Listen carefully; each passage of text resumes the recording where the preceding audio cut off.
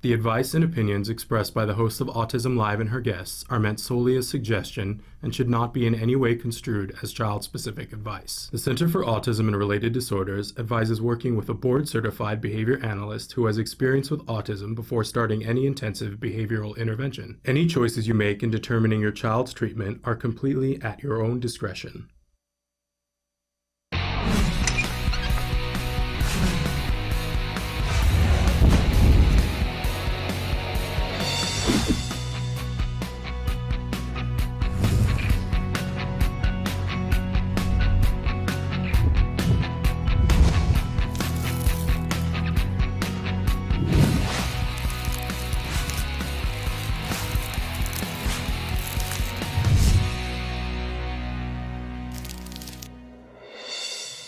Good morning and welcome to Autism Live. I'm Shannon Penrod. We're coming to you from the Warner Center in Woodland Hills, California. This is the home for Autism Live.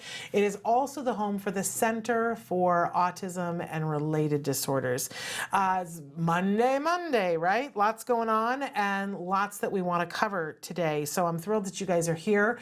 We're going to be with you for the next hour talking about autism from a 360-degree perspective. You know, on Mondays, whenever we have the possibility, we're joined by special education attorney Bonnie Yates. She's going to be joining us in just a few minutes to answer some questions that you guys have sent in. We didn't have time last week to do a mindfulness moment, so we may even get time to do that today. I don't know. Anything could happen. But thrilled that you guys are here with us. We want to remind you that this show is meant to be interactive. Traven is going to show you some of the different ways that we love to have you guys interact with us. And while he does that, I just want to take a second to remind you that our homepage is autism-live.com.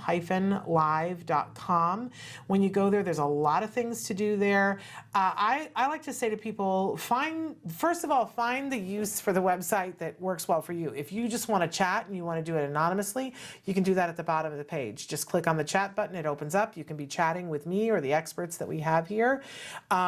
If you just want to be able to search past videos, you're like, you know, it's 3 o'clock in the morning and I want to know everything I can find out about pica, for instance. And so you just type in pica and see all the videos that, or a good version of the videos that we have done over the years about pica.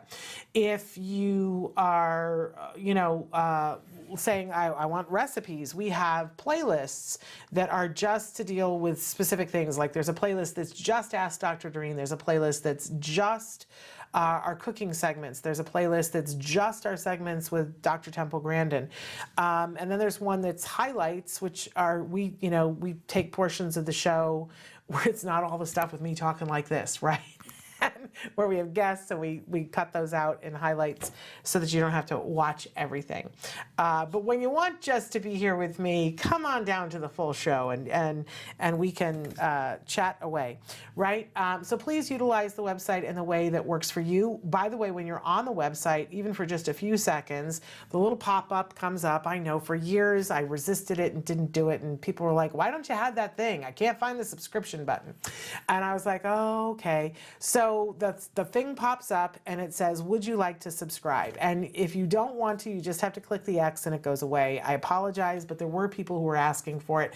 And the reason why they were asking for it is when you do subscribe to us, we don't spam you and we don't sell our list to other people. We just don't do that.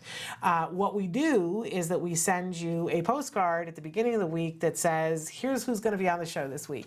And in the rare circumstances where we have somebody that's extra super fabulous that we think you're going to lose your mind over and we didn't know on Monday. Because look, when Temple joins us, it's always like same day notice. So we shoot out a thing and say, hey, we're going live with Temple Grandin. Does anybody have a question that they want to ask? So that's a reason to subscribe. So there we go for that. All right. So all of that in mind, I do want to say, because I like to, whenever I have the opportunity, say that we do have a lot of experts that are on the show. I'm not one of them. I am a mom of an individual who was diagnosed with autism at the age of 2.5. I myself do not have a diagnosis, and I like to specify that I am someone who cares about an individual on the autism spectrum. And that on this show, we welcome the larger autism community. We welcome of course, individuals who are on the autism spectrum, right? Of course. But we also welcome everybody who loves a person who's on the autism spectrum, whether you're a parent, a teacher, a caregiver. If you care about people on the spectrum, we want to meet here to be able to share information and inspiration, because we want to help those individuals to be able to get resources to help them to do the things that are important to them. I just like to specify that because, you know, there are some folks that are on the autism spectrum that just automatically say that they don't like autism-live, and it's always the same reason. I just had this conversation with somebody online. They were like, well, I don't like this group, and I don't like autism-live, and I don't like autism-live because it's, you know, they don't have people that are on the spectrum, which is, I have to say, you know, only partially true. I'm the host, and I'm not on the autism spectrum, but we have guests that are on the spectrum all the time. And in fact, I think there's only been one instance where somebody wrote to us and said, I'm on the spectrum, I would like to be on the show. We initially said yes, and then we had to say no, because then they did a big thing online and said, hey, I'm going to be on Autism Live, and they went on to say things that were hate speech. I mean, like really bad hate speech. And we said, we can't do that, you know. In 9 years, that's the only time that we have said to somebody who's on the spectrum, no, we don't have time for you. And in fact, with him, we said, we don't have time for you if you're going to speak this way. And he further let us know that he was going to speak that way. And then we said, well, we're not doing that, right? So we try to make ourselves available here to, of course, have people on the spectrum, to give them a showcase. We've had, you know, people who were regulars and then were so busy in their life. But, you know, we, of course, we welcome people who are on the autism spectrum. But we also welcome all the people who are caring about those people and want to work with them as well, because we have a role to play in this community. So that's where we're coming from. Okay, so we do like to start our Monday show with something we fondly refer to as the jargon of the day. This is when we take on one word, one phrase, one acronym. We try to figure out what are those experts talking about. We started last week by jumping into the verbal operants. I know everybody goes, right? What are the verbal what? Okay, but a lot of you have been writing in lately saying, how do I encourage language in my child who's on the autism spectrum? And knowing what the verbal operants are is key to building that language. So on Thursday, our term was manned. And I promised that today it would be tact. I know you're all waited with bated breath to know what tact is. This is one of those terms. By the way, what we do here is we give you the term. We give you the actual definition. I then poke fun of it because that's really all it's useful for. And then we give you a working definition, which we hope will help you to begin to understand why this term is important, right? That's what we do here. Because we want to begin to understand these terms. It saves you time, money, and energy when you understand them. So, a lot of times these terms, sometimes they're difficult because we did manned on Thursday, and I'd never heard of that before ever. And I was like, what does that mean? But tact, we all know what tact is, right? We try to be tactful when we're telling somebody, I don't like what you're doing, right? We try not to be rude. We want to have tact, right? Although that's not what this tact means. This is one of those crazy words that means something entirely different than how we are used to using it. So let's go ahead and show you that in the world of autism and ABA and learning language, tact means something different. Go ahead, Traden. So tact is a verbal operant evoked by nonverbal discriminative stimulus, I can't even say it, discriminative stimulus, and followed by generalized condition reinforcement. All right. Like, I'm sorry, but that is entirely useless. Like, you could say that to me 38,000 times and I would still be like, what? have no idea whatsoever. Anytime the word, I mean, it's such a little word, tact. I think I know what it means, right? And you start with verbal operant, and there we go. We're off to the races. Okay, so let's take a look at our working definition and see if we can work backwards and figure out what this puppy is. So tacting is spontaneously labeling or commenting about things that the child or individual comes into contact with for the purpose of communication. All right, still don't know what it is, but at least I understand what those words mean. Okay, so on this continuum of all the different ways that we verbally communicate, and remember that verbal doesn't necessarily mean vocal, right? Because pointing is considered verbally communicating. All right, so we talked about manding. Manding is being able to request something, you know, saying "kuh" when I want a cookie, right? Or pointing to a picture of a cookie because I want the cookie, right? Tacting is this next part. Once I know labels of things, tacting is this phenomenon when somebody is someplace and we notice something and we go, oh, look, it's a balloon, and I'm not just talking to myself.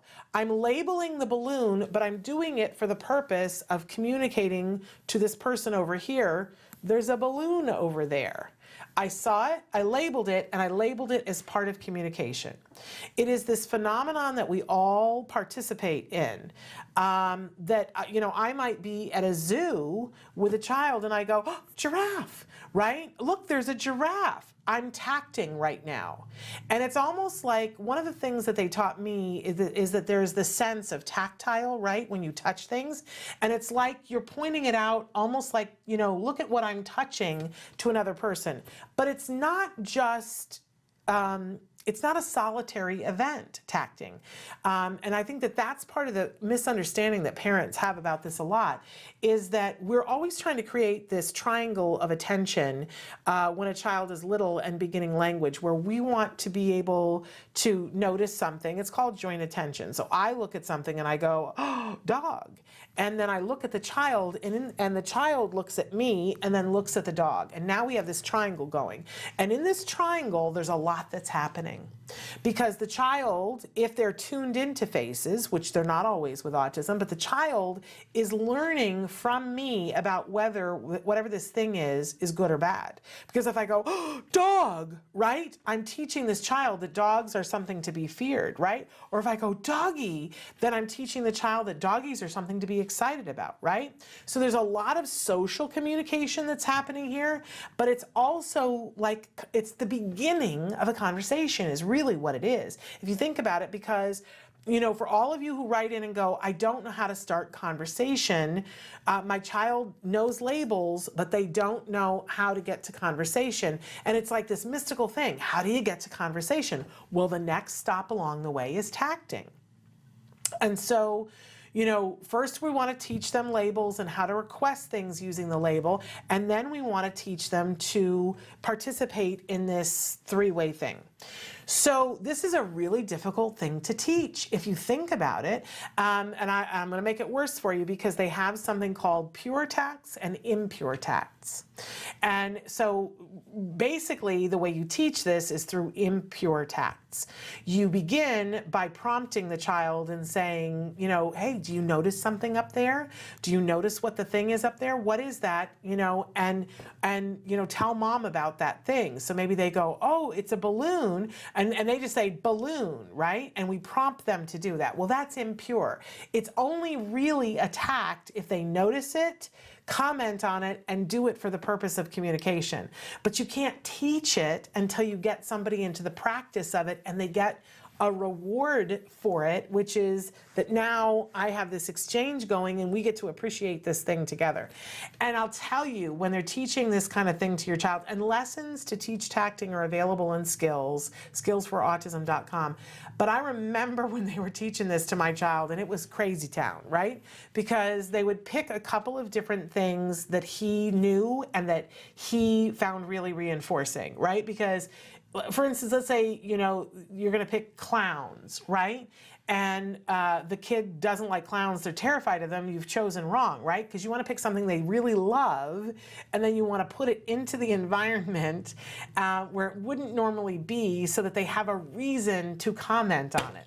So my kid loved helium balloons, and so we had helium balloons outside of our condo, and one of us would have to sneak a helium balloon into the room that they were doing therapy, and the other one would be there with the therapist and my son. And at a certain point, they would drop all these little hints, hoping that he would notice the balloon, and then they would prompt him for the balloon. But eventually, we got it to the point, and then once you've done it once, then you got to move on to something else, right? To have them notice this thing and comment on it, because you're contriving to set up this circumstance to make it happen. But let me just tell you, it's worth it. If you leave out the tact part, you just don't get to the successful things that are down the road when you're really getting to the conversation. It's one of those little puzzle pieces, you guys, that needs to be taught. And when we teach manding and then tacting and then teach the other verbal operants, we see that people are able to communicate. And again, I want to remind everybody that is not necessarily vocal communication, but is verbal communication. So, tacting. It's a really exciting thing when your kiddo gets it, and you have to work hard with a team of people, because you can't just do it with one person. It takes a lot, it takes a village, but you can teach tacting. You can. You start with the impure tact and you work your way to a pure tact. But the first time your kid does a pure tact, let me tell you, it's like, this in your house. And your friends don't understand. They're like, what are you so excited about? My kid did a pure tact. I'm so excited. And they're like, I have no idea what you're talking about. That's what we're talking about. Building block, getting to conversation. It works. Okay, moving on. We always have a question of the day for you. And our question today kind of goes along with, our word. What wows you? Because when we're teaching tacts in the beginning, we want to start with things that wow the kid. So what wows you? What turns your head? What gets you excited? What gets you super, super wow? I got to be honest, for me, definitely front line of defense, fireworks. I am a firework junkie. I love fireworks. I lose my mind. I get excited. I scream. I yell. I embarrass myself. It's just a fact. My husband and my son alternate between, like, there's a certain point where they're like, I want to stand just a little bit away from you so that I'm not assigned this, thing that you do. I'm no part of it. But then they also find it hilariously funny that I lose my mind. My family over the years, I have people who just want to go with me because I'm embarrassing when I'm at fireworks. But fireworks are the best. I love, love, love fireworks. But there's other things that wow me too. There's things like when kids are making progress, shut the front door. I just get excited about that. I absolutely, when I meet a parent who's like, I want to know, what do I have to do? And you tell them and they're like, okay. And then they go and do that. That wows me. That wows me because when a parent says, I want to know what to do, and you tell them, it's a lot and not everybody can do it. Right. But when a parent is like, I'm on board, I'm going to find the way. It's that packing the tartar sauce thing that I talk about, the Life's Little Instruction Book.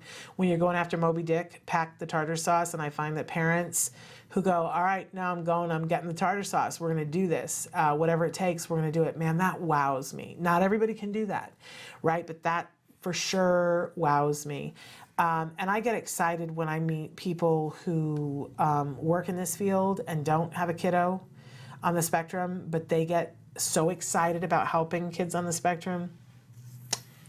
I mean, I just don't even know, that just humbles me. Because I'm just being honest, I would not have chosen, I had plenty of opportunity before I had a child with autism to come into the autism community and be a mover and a shaker. One of my best friends from college, her son was diagnosed, and I remember talking with her and going, my gosh, it sounds like you're really going through it. But I was one of those people. Where was I? I wasn't at the Autism Walk then. I only came to this community when the world said, you will go to this community, right? And then I came in, and I went, oh, okay, my bad. I need to be here. But for people who just come in on their own volition, God bless them, right? That wows me. But what wows you? Would you please write in right now on Facebook, on YouTube, on Twitter, and tell us what wows you? We'd love to know. And by the way, we need to know what wows the individual that we love on the spectrum, because that's the thing that we want to use. We want to like get that out and have that be the reward for when they have been able to do something. Like, we want to be able to give them the thing that wows them, not to excess, right? Because if what you love is chocolate ice cream and we give you chocolate ice cream, eventually it's not going to wow you. Fireworks are great because they don't happen every day, unless you live at Disneyland. I'd like to live at Disneyland, but I don't. There we go. Anyway, moving on. I digress. Let's go on. We always have a topic of the week, and our topic this week, you're gonna love this. And I love this topic: creative visualization. So, if you've never done this, there's a great book by Shakti Gawan. Don't ask me to spell it, but if you go into a bookstore or if you just put in creative visualization into Amazon, I'm sure it comes up. But Shakti Gawan wrote like the definitive book about creative visualization, I don't know, like back in maybe the 70s, 80s, and it still is widely used. It's a little book. You can stick it in your purse, take it with you everywhere. It's a great, great book. I tell you, life-changing book. And it's all about being able to visualize circumstances to help prepare yourself. Now, since Shakti Gawan, and I don't even know if Shakti, male, female, I don't know, but since Shakti Gawan wrote creative visualization, there have been lots of studies on creative visualization and about, you know, what works and how does it work. I've talked before about the study that is like the Superman pose study. You probably, if you watch Grey's Anatomy, you've seen this, where people, they stand with their arms, you know, on their waist, and they sort of push their chest out like Superman would stand, right? And picturing the cape flowing behind you. And if you stand like this for 2 minutes, visualizing the tough thing that you're about to do for the day, they've scientifically proven your outcome will be better than if you don't. And there's 4 poses that are like this. There's one that where you stand like in a Y, like you're, you know, accepting adulation from a crowd. There's one where you put your hands behind your head and put your feet up on your desk. I've tipped my office chair over doing that one and hurt myself. Don't do that one. I like the Superman one because you can do it in the elevator. You can do it almost anywhere. You can do it in a parking lot. I mean, I can do it sitting here at the desk. It's better if you're standing, but you can do it anywhere. But I think part of it is it's a physical manifestation of it, but you're also doing the creative visualization. So surgeons do this before difficult surgeries. They stand in the operating room and they do the pose and they visualize what the surgery is going to be and how it's going to go. And they have proven that the surgeries go better when the surgeons do that. So if you're having surgery, ask your surgeon to do it, right? It can't hurt. But we can do this too. We have the ability to do this. And there's been some studies that have shown that even when you don't do the pose, it's really, really helpful for reducing stress. If you're going into a stressful situation and you visualize what it's going to be like. And Shakti Gawan has exercises throughout the book to help you to do meditative exercises and how to visualize what it is that you want. There's a whole slew of motivational speakers now who talk about this. It's that whole thing about if you want to change your circumstances, you have to change your mind. And so if you picture what it is that you want and you picture often enough, that you will move towards whatever that is. I don't know what the science exactly on it is. There's lots of theories about that you start to notice more things and so you make different choices. I don't know, but what I do know is that every morning we wake up and we have a choice. We can look at all of the negative things in the world, or we can look at all the positive things in the world. We all get this choice every single morning. And that if you are asked to look at the positive things, you will see more positive things. And if you are asked to look at the negative things, you will recognize more negative things. You just will. And your experience of the day will become more negative or more positive. Like that, we've you know, they've been endless studies that have shown that to be true, but you don't have to even look them up. Try it for a day.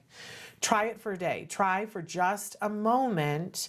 You can do it right now, or you could do it the first thing in the morning, or you could do it at your next break, but you try for just a moment to close your eyes and visualize something of where you'd like to be.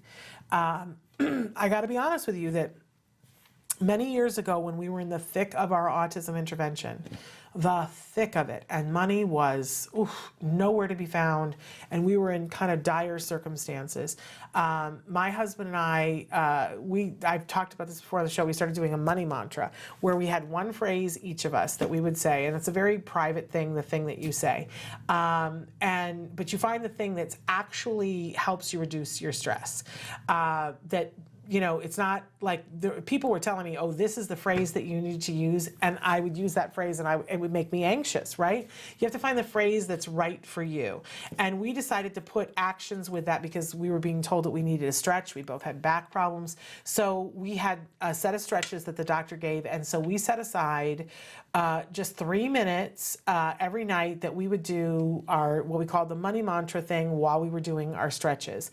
And not only were our backs better, but we noticed that our stress about money got better and that, the money situation got a little bit better. It didn't get wildly better. We didn't win the lottery. But the way we looked at money got a little bit better and some things happened and it was like, hey, I like this and I feel better in my body. So then we added on to it. I said, oh, the shot could go on thing. And she did a follow-up book that was about creative visualization and prosperity. So if you want that, you can go get that too. But so we would do the 3 minutes of stretches, and then we would spend 3 minutes where we would sit on the floor and hold hands and just close our eyes and visualize things in the future. And I have to be honest with you that we just were talking about this the other day, that then our life changed and some of those things started to happen and we stopped doing it. Because that's our MO. We stopped doing it. But he and I were sitting there the other day and I was like, a lot of those things that we visualized, a lot of those things have come to fruition. They really, really have. It's kind of crazy. And we didn't even continue it. So I'm telling you, it's a wonderful toy to play with because it's absolutely free.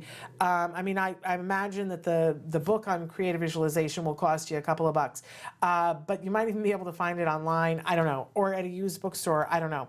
But I'm telling you, taking a couple of minutes every day, and you don't even have to do the book.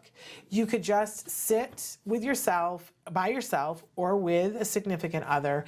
And what we would do is that we would just close our eyes and, be like, where would I like to be in 5-10 years, and visualize these perfect idyllic circumstances. And then we 3 minutes and the timer would go off because we really didn't have more time than that. And then we would open our eyes and take a minute to talk about what we saw. And I have to say, I think it was good for our relationship too. So why am I not doing it now? That's a very good question. Physician, heal thyself, right? But I'm giving it, it is, I think, what got us through the hardest part of autism intervention, was being able to picture. I have said this before, and I will continue to say this, that whenever things got the hardest, what I would visualize was my son in a cap and gown, graduating, and being able to look at him and say, hey, we did everything that we could. And him saying to me, I know, and Mom, I'm off to change the world. And I just wanted to, I wanted that whole thing. I wanted him to be in the cap and gown. I wanted to be able to say and know in my gut that we had done everything that we could. And I wanted for him to be like, I'm off to change the world. And look, you guys, I am a year and 2 months away from that. And it's not about this thing about the secret, and visualizing something and it appears, no, but that motivated me. Thinking that that's what I want motivated me to be able to do things on days when I couldn't. And that's really what the secret is, right? But I do think the creative visualization helps. Okay, so moving on, enough of that. I've waxed poetic about that. We have an amazing guest, Bonnie Yates, who's been waiting forever to talk with us and is probably about done with me. We're gonna be with her right after these messages. Stick with us. Hey, I'm Candace Cameron Bray. Tom Bergeron. You're watching Autism Live. And you're watching Autism Live. And you're watching Autism Live. You're watching Autism Live. Do you provide care services to someone with autism? Recently, more and more children are being diagnosed with the condition and getting the support they need as awareness grows.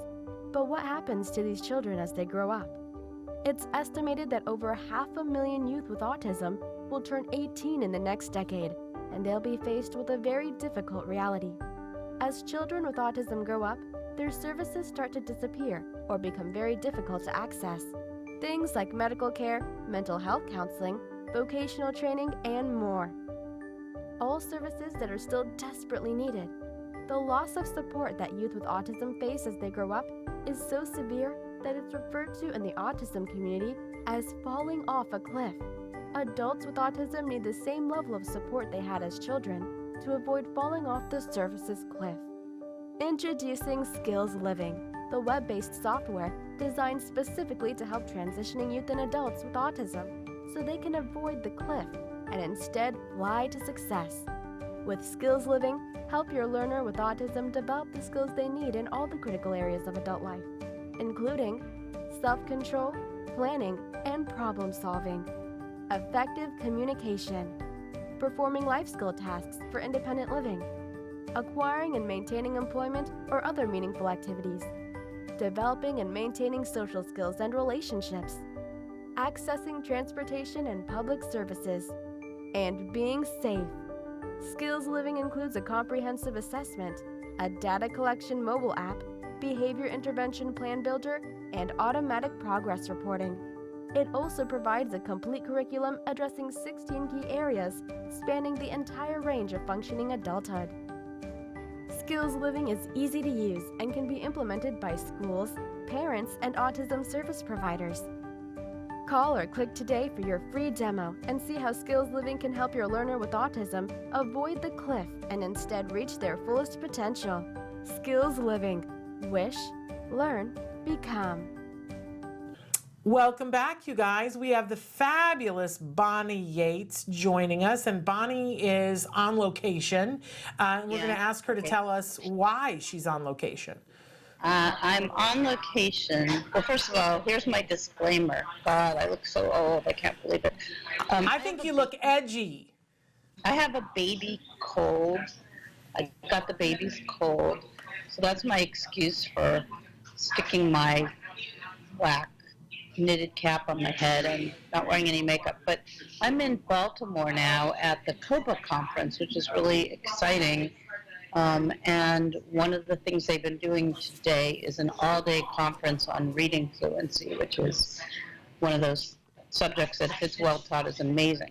Yeah. So we're not going to talk about that today, but maybe we'll talk about reading fluency some other time. So what else am I supposed to tell you? Well, I didn't even do the full thing about the fact that you're a special education attorney and that you are affiliated with the Tollner Law Firm. And let's talk a little bit about them. Well, let's see. The Tollner Law Firm is an 8-attorney firm based in San Jose, California, but now we've opened offices in El Segundo and Irvine. And if you're in California and you want to talk to an attorney, we'll happily talk with you about your problem. If you're in another state and you're listening to the show, just know that if you have a specific legal problem, we try to answer questions generally on the show, but it's not a substitute for a consultation with an attorney. So we suggest you do that. And that's why we talk about COPA on the air, because COPA, COPAA.net, has an attorney directory for the 50 states. Wonderful. So, and so you're joining us from location because you're at the COPA convention, and so that's why we just want people to realize that we are picking up some of your background noise, and we're just dealing with it because she's in a place and that's what it is. And but I just don't want people to think that there's a loop open somewhere. We're just picking up some background noise. But Bonnie has a disclaimer that she wants to give to you because you did the disclaimer. Okay. We're good. We're good. Okay, so we had some questions for Bonnie. Somebody said, I keep hearing people say I shouldn't sign the IEP at the meeting. If I agree with what is said, is it okay to sign? Well, I guess the general answer is, why wouldn't you give yourself the benefit of 24 or 48 hours after the meeting is over to review the document and make sure that it really says what you think it says, and get any kind of feedback that you might want to get from another parent or a professional. I mean, the reason we say don't sign it at the time of the meeting is for a lot of reasons. One is, the experience can be quite emotional, and that tends to affect objective judgment.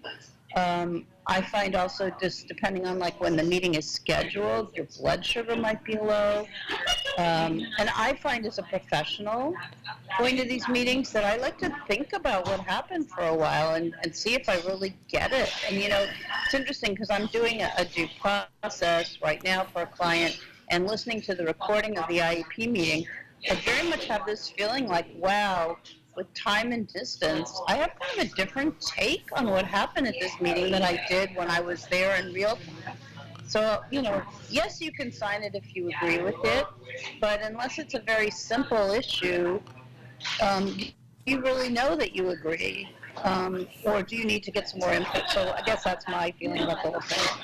Well, my question is that I've seen this at the IPs that I've been at, is that, you're sitting there and you're having a discussion and someone is sitting there typing the whole time. And now they're mostly typing into these preformed things, but they're typing away. And that, and when everything is done, they print it all out and you're supposed to sign it. But as you said, you can read through it, but I don't know a single person who hasn't, whether they signed or didn't sign, that hasn't walked out and said, oh, you know what we forgot to put in there? Or I don't like the way they characterize this. I didn't say this, I said that. Right? Exactly. You're really, when you sign that piece of paper, it's not just you saying yes to everything that was verbally said. It's you saying, and I trust the person who typed all of it in, that they got it exactly how I meant it and how they meant it, and that they made no errors. That's just crazy town to me. I mean, if it's a one-page document that's an amendment to add 2 accommodations, that's fine. Otherwise, take the time, review the document. What's the rush? Yeah, Right? honestly. So there you go. There's your answer to that. I mean, of course you can, but why would you? Okay, so we had this question before, and I don't know if you're updated on it now, but people wanted to know what your take was on what was happening, the lawsuit in New York that's gone through many machinations since then, the parents who were suing to get ABA in the classroom. Are you updated on that, Bonnie, to talk about it? A little bit. I talked to my friend Barbara Ebenstein, who's a New York attorney, and then I looked at the information about it. Excuse me. And what I see is that New York has a gap in services sometimes between 3 to 5, where they lose their ABA funding, and they can't take it from preschool into preschool, I guess, is the issue. So, my answer to that is whatever it takes to get early intervention. I'm generally in favor of, although I think it would be better if, it was very hard in California when parents had to fight the school district every single time there was a 3-year-old who needed 3 to 5 services.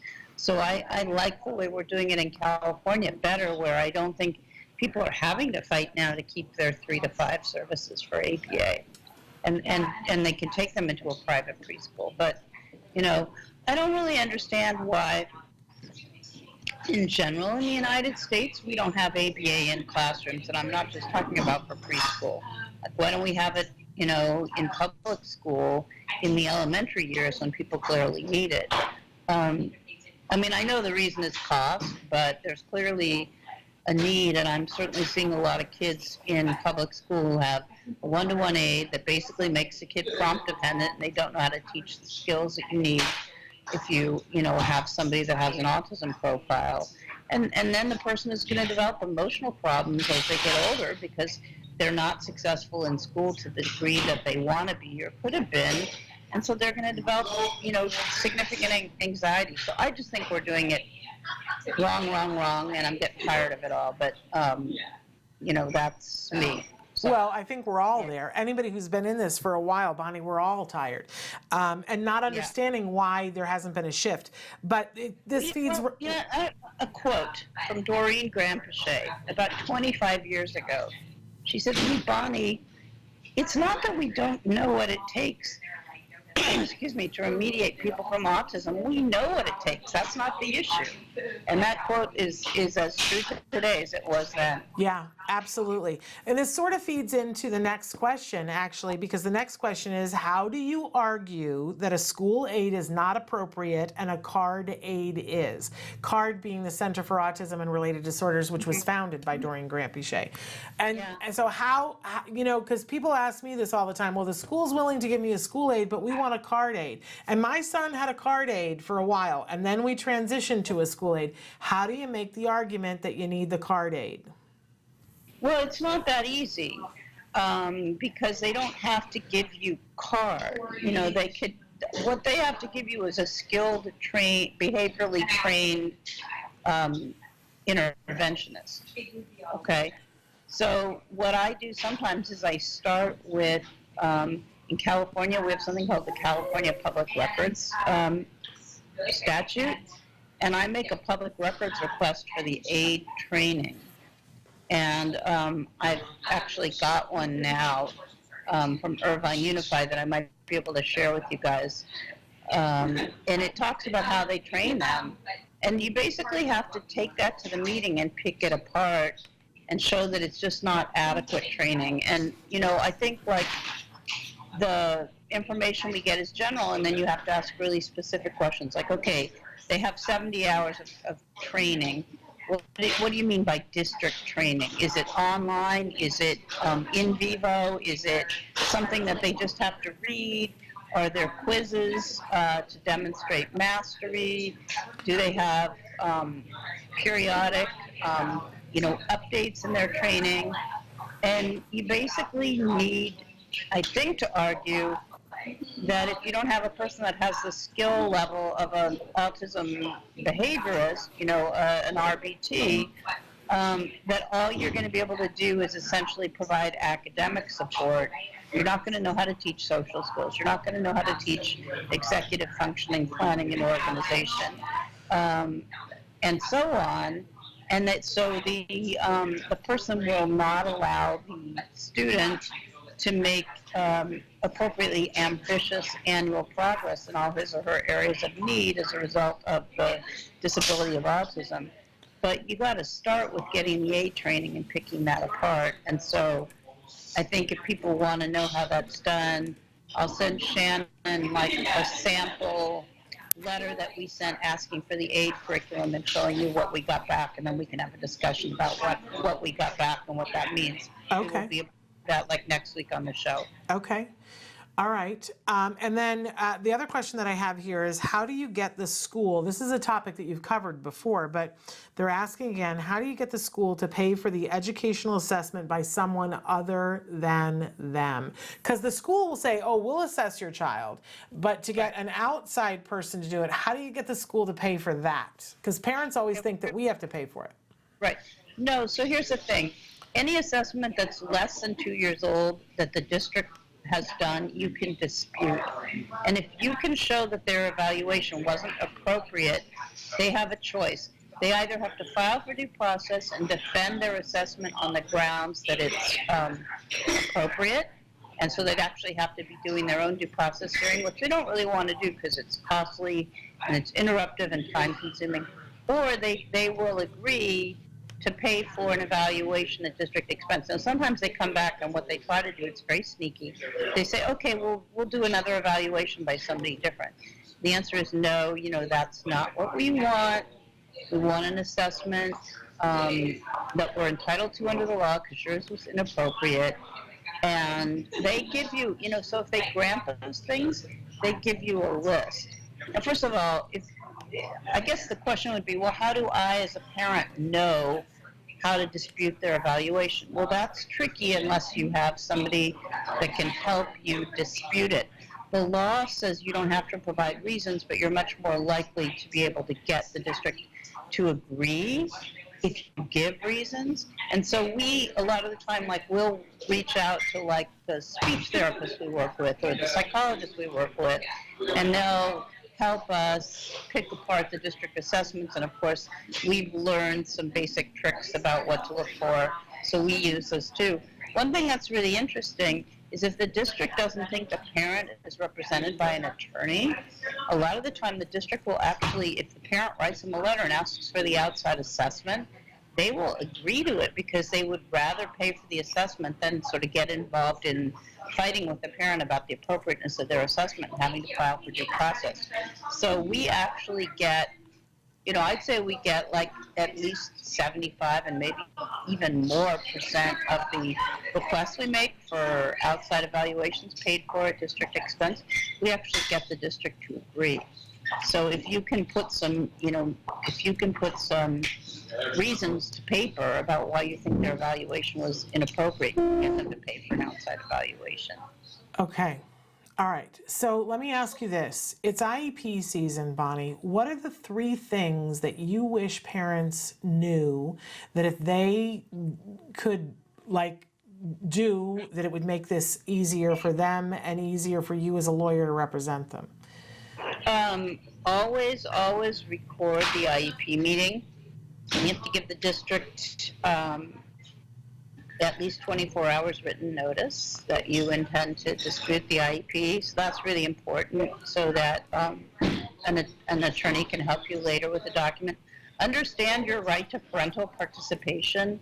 The meeting is supposed to be held at a time and place convenient to you, and the team is supposed to make you informed about important information about your child so that you can be an equal participant in the meeting. So if you bring up things and they say, we can't discuss that now, we'll get you information outside of the meeting, such as what are the AIDS qualifications, you can say, no, I need that information now because I want to ask the IEP team questions based on the information I get. So don't forget to let them know that you're supposed to be able to participate in this meeting. Also remember that you have the right to ask them for prior written notice, which means if they propose or refuse to do something, they have to give you a written document which sets forth the reasons and the documents they relied on. So that can be important after the fact. Another thing is you have a right to correct the IEP document and prepare a detailed IEP response, which isn't just a, check the yes box or check the no box, and you can ask that to be attached to the IEP. And finally, I've been wanting to talk about stay put on the show, and we just haven't had time. Yeah. But remember, whatever is written in your child's IEP, if the district tries to take that away and you disagree, there's a process whereby you can prevent that from happening. So I'd say those are the 4 things that come to mind. Okay. And then we have a couple of minutes now because we got through a lot. I was wondering if you would take a minute and retell people again what COPA is, why it's important for you to be there at their conference every year, and how they can connect to COPA themselves. Well, I could do that, or they could just go online and look up the copaa.net conference and see all the choices in terms of. Sorry to interrupt, but we're closed. I just need 5 minutes. Okay. I'll be right out. They can see everything that is being done today. They're doing a big literacy training. But can I spend a minute talking about stay put since it is IEP season? Yes, absolutely. Okay. So the way the law works, there's a protection in the IDEA so that if a parent and a district disagree about the continuity of the service, if the parent invokes stay put and says they don't agree, the district is supposed to leave the service in place and continue to provide it until such time as the parties either agree to some other modification or there's a hearing to determine whether or not the service is still necessary.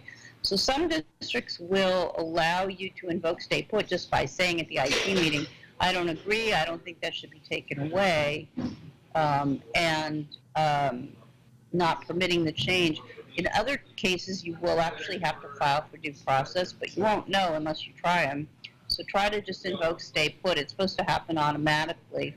The thing about stay put that's great, though, is if the district won't observe your stay put and you file for due process, you have stay put not only for that round of the administrative dispute, but you have it for all appeals until the appeal process is exhausted.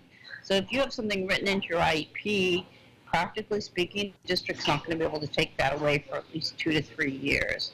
So we just want to let you know that you do have that very sacred right because people lose their services all the time because they don't know better and they just agree to it.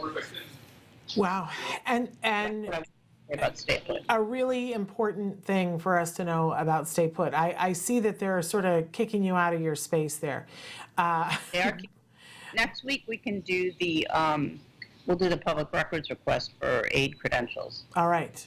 All right, we will do that. But Bonnie, thank you so much for taking the time, even while you're at a conference, to join us. We appreciate you more than you know.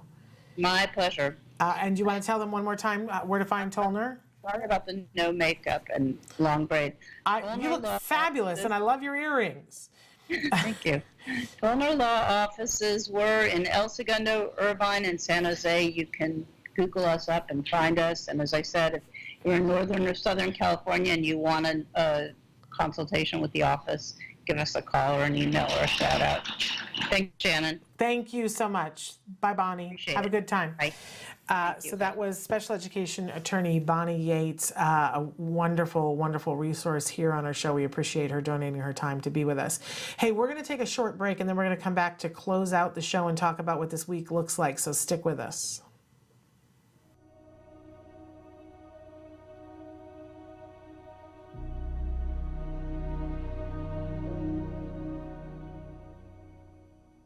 Hello, fellow activists.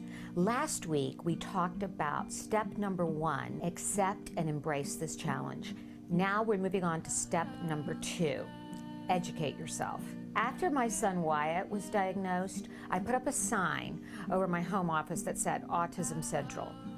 I went to school in my home office every night after my husband and Wyatt had gone to bed because I was determined to learn everything there was about autism. That's because knowledge is power. Visit all the autism websites you can, read all the books you can, learn about all the organizations that are out there that offer free guides to help you. Some of them even offer mentors to help guide you. Find out about local support services. Find out about what educational services your child is entitled to. Get to every autism conference and seminar you can. I'll never forget the first autism conference that I went to. The first speaker was a beautiful, brilliant woman named Dr. Doreen Graham-Pichet. She spoke about a therapy called Applied Behavioral Analysis, or ABA. She told about how it could improve the life of children with autism, and in some cases, recover them. Now, despite the fact that Wyatt had been diagnosed for over a year, nobody had told me about this therapy. I remember calling my husband on the cell phone and saying, "Honey, I met the woman who is going to help improve Wyatt's life." And I'm happy to say that 8 years later, that's true. Are you feeling a little overwhelmed by all the information that's out there? Well, you're not alone. But try different approaches for your child.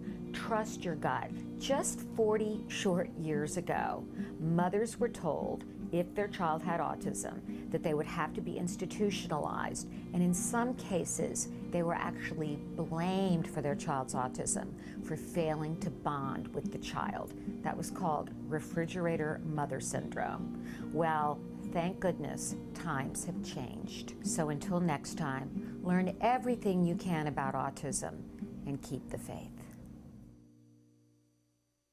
Welcome back. So we didn't have an opportunity on Thursday to talk about our mindfulness moment, and our topic this week is creative visualization.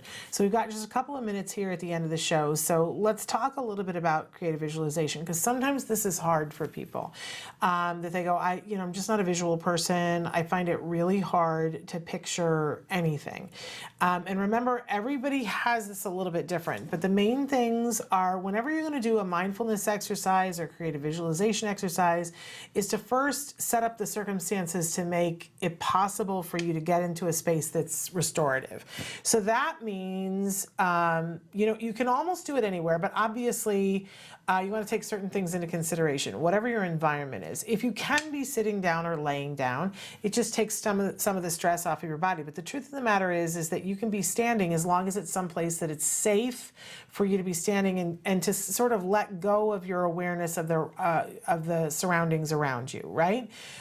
So that if you're standing on a very busy subway platform and you're trying to do this, you want to make sure that you're in a space that you're not going to get pushed, right? Because you're going to make yourself a little less aware of everything around you at one point. You're going to start by being hyper aware of what's around you, and then you're going to let that slip away to allow your brain that moment of like imagination, like you were when you were a child, okay? So ideally, it would be that you're sitting in a space and that you have the ability to close your eyes. So this is not what you do when you're driving, right? When you're driving, you do a different type of visualization, right? But ideally, you be in a place where you could shut your eyes. So you're sitting there, and maybe it's your office chair, maybe it's your parked car. That's a great place to do this because you have the opportunity to, rest yourself in your seat. Now that does not mean this. You want to be in a place where you can breathe, so that maybe, you're sitting up a little bit more, but then in the comfortable spot, right? There's a comfortable, like right now my back is not touching the back of the chair. I'm sitting forward, but it's not effortful, right? I'm not having to engage my core in order to sit up. I can put my hands flat on the table. Having contact with the surface is really important because it grounds you. My feet are flat on the floor. And sometimes, if you have the opportunity to slip your shoes off and put your bare feet flat on a floor, that's a really good thing. You can't always. Like right now, I'm not going to take my shoes off. I'm here in the studio. I've got my feet flat on the floor, hands flat on the desk. They could be on my chair. They could be on my thighs. They could be anywhere, on my knees, right? But that I'm spreading them out so that I have maximum context, right? That I'm touching, not like this, So, because I really want to feel the space that's around me. And in the first few minutes of any kind of centering exercise, you want to notice the space in which you're in. So you would close your eyes, and you can do this with me right now. And we always start with 3 deep breaths, right? You do the inhale and the exhale in your own time. And then do it, in your own time, take another deep inhale and exhale, and then one more inhale and exhale. And just take a moment to check in with yourself. You can do a full body scan and start with your toes and think, okay, how much tension am I holding in my toes right now? And anytime that you see that there's a place in your body as you're scanning it that there's tension, you just inhale and visualize relaxing that, right? You work up, and by the way, you could start at the top of your head if you prefer, but I'm starting at the toes. And you work up and you notice, hey, am I holding any tension in my ankles, in my calves? You breathe in, let it out. Am I holding any tension in my knees? You're slowly working your way up the body and letting tension go as you go, right? You're going to find, each one of us finds that there's pockets of tension. It's like, oh, look at that. I'm holding some tension in my stomach. What am I holding some tension? Oh, breathe in, let it out, right? And your brain will talk to you while you're doing this, and you just stay on focus with like it's the way it was described to me, it's like cars going by. You let the thought go by. You don't have to stop and interact with it. You just move on to the next thing. Okay, so what's my upper chest? Am I holding a lot of tension? And you inhale and release, and you go down your arms. We all hold tension in different places. Some people hold it in their fingertips. Some people hold it in their eyebrows. When you find it, you just breathe in and try to release as much of it as you can. No commentary about, oh, I'm not doing it right. You're doing it perfectly, right? Do your neck. Are you holding tension in your neck? What about your jaw? Are you holding tension in your jaw? Try to relax your jaw, relax your face. It's like your face, it's like somebody puts water on your face and everything just slides off of your face. Think about the top of your head, relax the top of your head. And you're noticing while you're doing this how your body feels, but also notice in the space that you're in, what are the noises that you can hear? Where's the light coming from? Is there air moving? We're really taking in the space. And once we're comfortable in the space, and by now, your breathing should be centered and in a good rhythm that's not hurried, right? And now you can allow your mind to imagine. And you can picture anything you want. You can picture the person who's the most important to you in your life. And you can picture them being healthy. You can picture them, and it's okay if on your TV screen that is your visualization that it's white. and that you can't actually see a picture if you think in words or however you think. But imagine that you're healthy or they're healthy. Really visualize, if it's that you want to be wealthy and you visualize yourself winning the lottery, visualize yourself in the home that you want to be in, and take some time in this space. If you're doing this with us, I want you to stay here. We're going to sign off, but I want you to stay in this space and take a couple of minutes to picture if things were the way you wanted them to be, what would it look like?